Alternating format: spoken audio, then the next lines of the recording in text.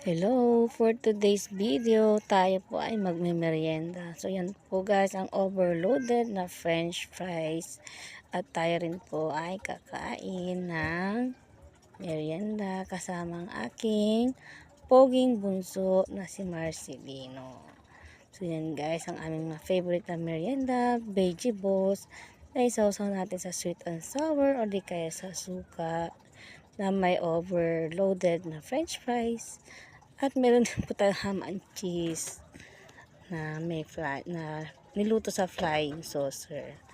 So, sino po ang may hilig din po sa vegetables, isasawsaw po sa suka. Yan po ang yummy na overloaded na french fries. Meron pong kasamang pipino yan, cabbage, sa sibuyas. At yan po ang partner na ham and cheese in flying saucer na may kasamang drinks. So, merienda na po tayo guys.